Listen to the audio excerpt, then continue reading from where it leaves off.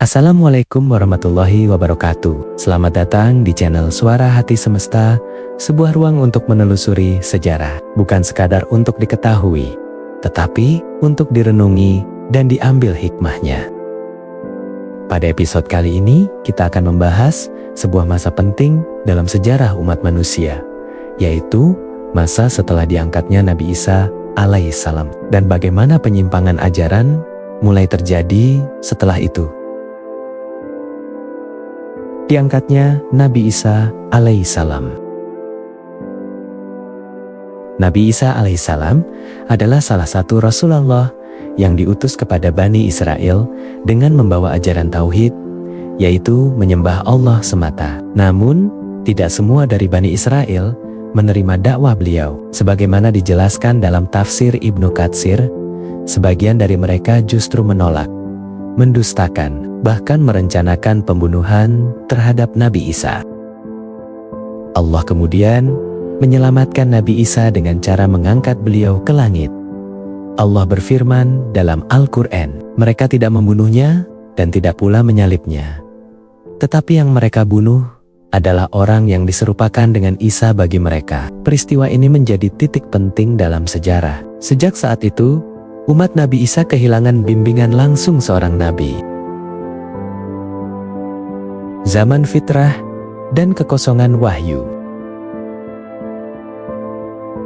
Setelah Nabi Isa alaihissalam diangkat, dunia memasuki masa yang dalam Islam dikenal sebagai zaman fatrah, yaitu masa ketika tidak ada rasul yang diutus. Imam Al-Qurtubi menjelaskan bahwa penyimpangan akidah tidak terjadi ketika Nabi Isa masih hidup, tetapi mulai muncul setelah beliau diangkat dan wahyu tidak lagi turun.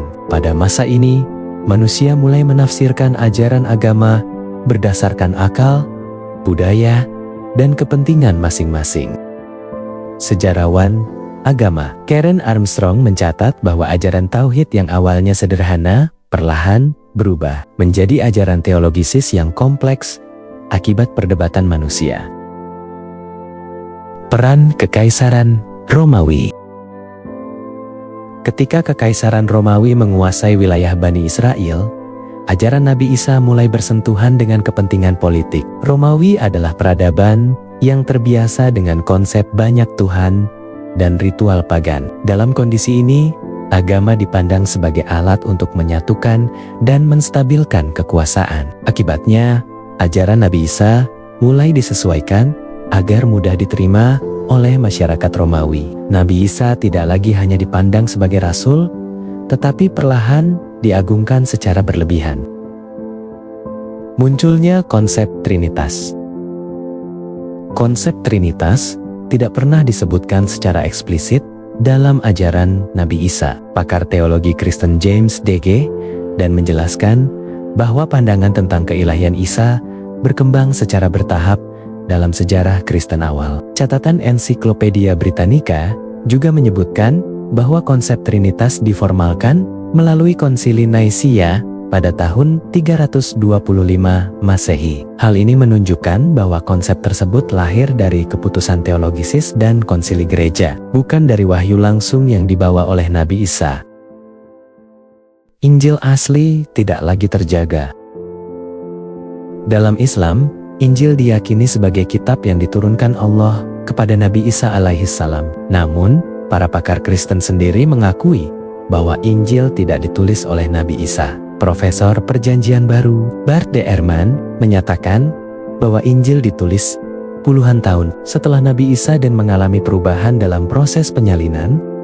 Pendeta Katolik Raymond E. Brown juga menjelaskan bahwa Injil merupakan kesaksian komunitas tentang Isa, bukan wahyu yang diturunkan langsung. Karena itu, Injil asli yang diturunkan kepada Nabi Isa tidak lagi dapat dipastikan keberadaannya secara utuh. Allah berfirman, "Maka celakalah orang-orang yang menulis kitab dengan tangan mereka sendiri, lalu mengatakan, 'Ini dari Allah.'" Penutup. Sejak diangkatnya Nabi Isa alaihissalam, dunia perlahan mengalami krisis akidah dan moral. Namun, Allah tidak pernah meninggalkan manusia. Zaman fatrah bukanlah akhir, melainkan masa persiapan menuju diutusnya Rasul terakhir. Nabi Muhammad Sallallahu Alaihi Wasallam. Jika video ini bermanfaat, jangan lupa untuk like, subscribe, dan bagikan channel Suara Hati Semesta, agar semakin banyak yang bisa mengambil hikmah dari sejarah. Insya Allah, kita akan melanjutkan pembahasan ini pada episode berikutnya. Wassalamualaikum warahmatullahi wabarakatuh.